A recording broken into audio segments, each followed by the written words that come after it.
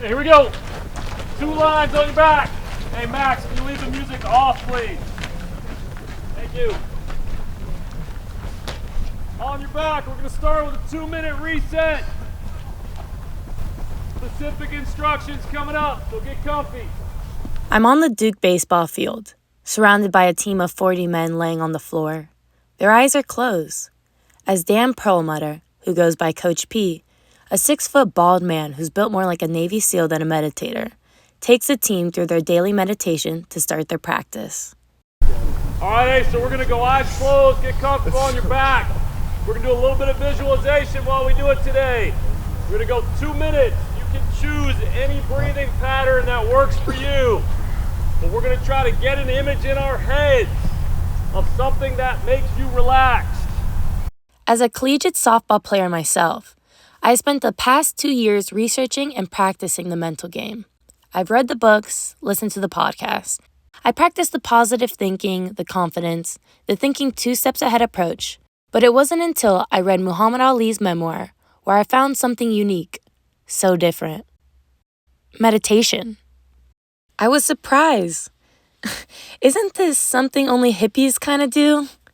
In my mind, meditation is calm and relaxing, yet sports is so aggressive and competitive. I was intrigued. This is a story about my own journey exploring the effects of meditation within the sports world. I began practicing meditation every day in the mornings, which then turned to before practices and even before games. I became the crazy hippie girl of my team, who laid in the middle of the outfield meditating. But after 7 to 8 months of practicing, the improvements were enlightening. I can see the ball rotate. This was something so new to me. Before, I would see this big yellow thing moving at me and my human reaction was just to hit it. Now my experience is much different. Here I was in the box against the University of Tennessee, our first big game of fall season. Both teams are screaming, the crowd is chirping, and my heart rate is going 1,000,000 miles an hour. I feel the anxiety and the tension with each step walking into the batter's box. But once my feet entered the box, I was still. Time slowed down. Now, curveballs catch my eye the quickest. It's the only pitch to spin right, while changeups have a slow spin rate. I can see the seams of the ball and the angle of which way it's cutting. My mind was so clear, my body reacted without command, and the sensation of fear to perform had strangely vanished. If this is something you still might not understand, let's put some numbers to the explanation. Over the past fall season, my average was 705. Although over fall season we only play scrimmages, this is extremely different than my 349 average last spring. I felt powerful, almost as if mindfulness had become my superpower. Now I was more curious than ever. How can a simple 10 to 20 minute meditation transform my game? I talked to Coach P, one of our strength coaches at Duke University. Tell me a little bit about how the practice of meditation can influence our sports performance. Well, I think meditation can take a lot of different forms. I don't think it means one thing to everyone. And I think specifically in athletics, meditation is really about figuring out how to clear clutter from your head when you need to focus on specific tasks at practice, specific tasks in training, specific aspects of competition. Clearing out the clutter. If you're an athlete listening to this, I hope you can relate, because I know I've heard this saying in 1,000,000 different ways. Silence the mind, zone in. Don't think, your mind is working overtime. Clear your head. What do these even mean? How was I not supposed to think about the game-winning run on second with 2 outs? Or the umpire strike zone? Or the fans in the bleachers cheering against me? Or the stress, the doubt, the overthinking? Is she going to throw a changeup right now? You better not be fooled, Kelly. Be on time.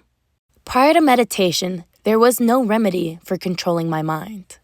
How can I be present in the box if my mind wasn't even with me? I asked Coach P, how am I supposed to reach a meditative state when my mind is nowhere near relaxation? There's a ton of different ways to do that. Physiologically, it's about getting your breathing rate to slow down and getting your heart rate to slow down, because focusing and seeing things that you need to see and making decisions as you need to do every second of competition as an athlete, all of those things are easier to do with a slower heart rate and a slower breathing rate. Are you able to reset all the way down to baseline? Absolutely not. Almost never for most athletes.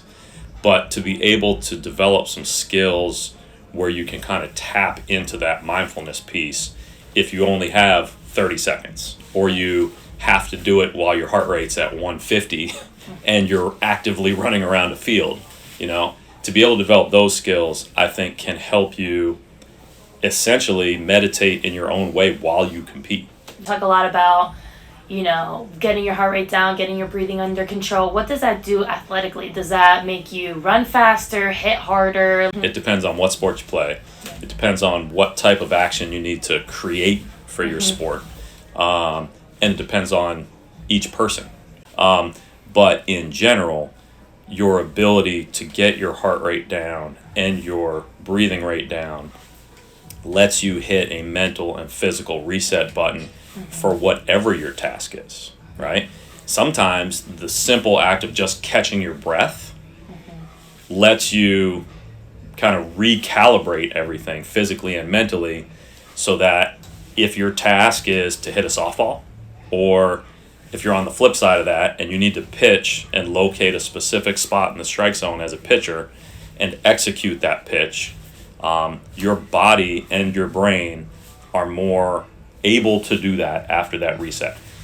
After speaking with Coach P, I understood the notion of mindfulness is more complex than I realized. I decided to hop on a call with Dr. Holly Rogers. So I'm Holly Rogers. I'm a psychiatrist here in Durham, North Carolina. For many years, I worked at Duke's Counseling and Psychological Services. And while working there, I developed a mindfulness program specifically for college students. And I did that because it was really clear to me that if we could get students shifting their perspective a little bit, starting to understand mindfulness, learning to spend some time in contemplation, that a lot of their stress might be relieved. You say mindfulness program. What specifically is mindfulness? I feel like we hear a lot about mindfulness, but what does that entail?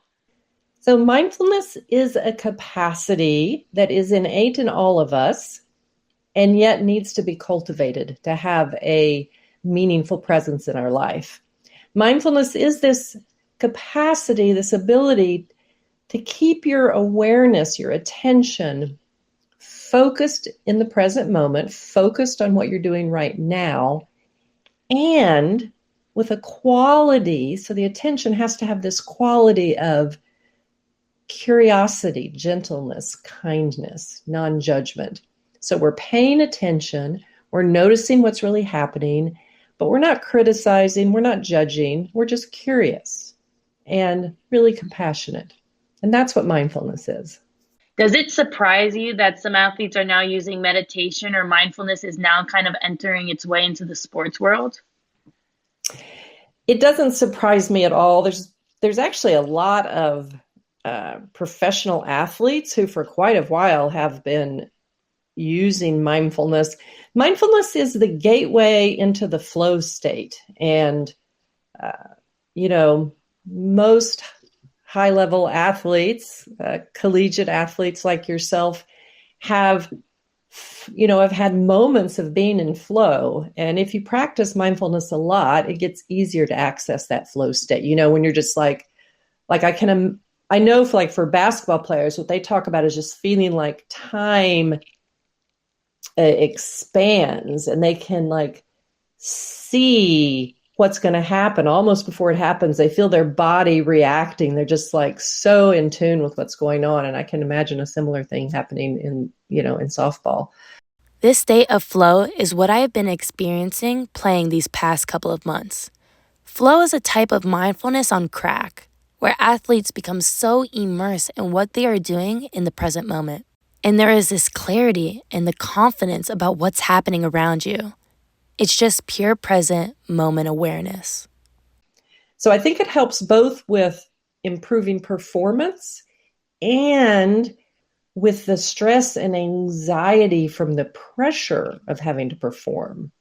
So like if you can just like focus and be in the moment and let go of the worries like, what if I mess this up? If you can let go of that and just be present, then you're going to feel less stressed. And of course, your performance is going to get better too. Sadly, Dr. Rogers explained to me that there isn't a switch. There isn't a little button to put my mind into flow state. However, after talking to her, it became obvious the more consistent work we put into mindfulness, the easier it becomes to slip into this flow state. I want to pivot for a second and revert back to one of my original questions.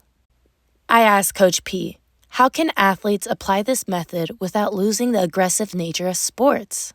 Is it even possible to be relaxed in the mind, but portray the body language of a competitor?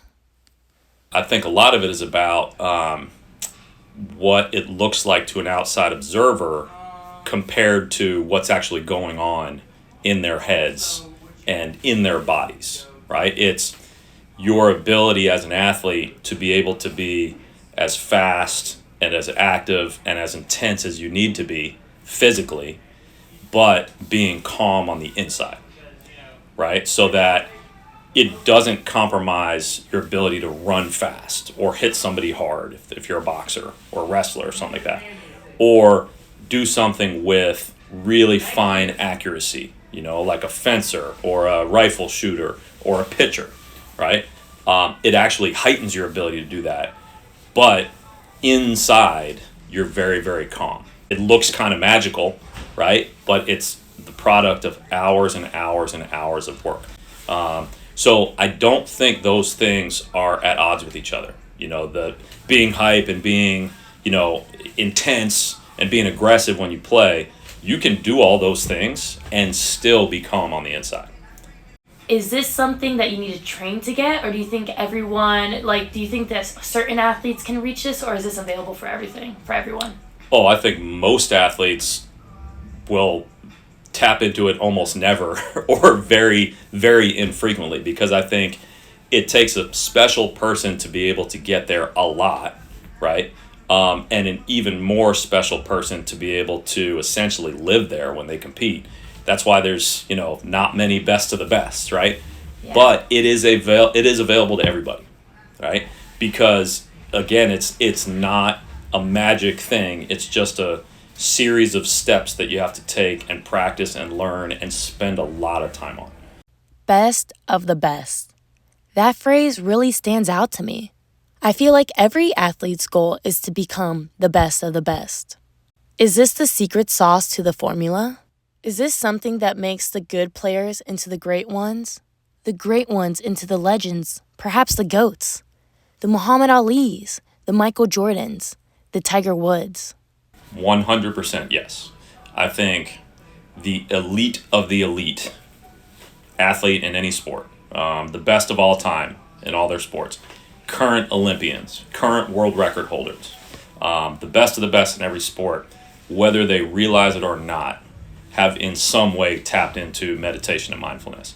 Maybe it wasn't intentional. Maybe it wasn't them sitting down and saying, I need to learn how to meditate, right? But people that are the best at what they do in sports are able to get into the zone, right? And that's what we talk about, is the zone or flow state. Meditation used for sports training isn't a very popular practice. Surprising, I know, right? Coach P is one of the few who uses breath work in his teachings, but even so, imagine an entire workout plan for your mind instead of 1 to 5 minute meditation times. As athletes, we walk into the weight room with a folder of our workouts and all the muscles we are targeting for the day. When we start practice, we see a plan of what skills we are sharpening that day. Why isn't our most important muscle being trained at the same caliber? Our decision making, our thought processes, our body and mind connection can all be enhanced. As an athlete, your talent and skill has taken you this far. Now imagine, your mind is playing catch up to the talent in your body, and when it does catch up, you become unstoppable. The sports world will change once the mental game is taken as seriously as weight training. So why not meditate? Imagine 50 Michael Jordans instead of one.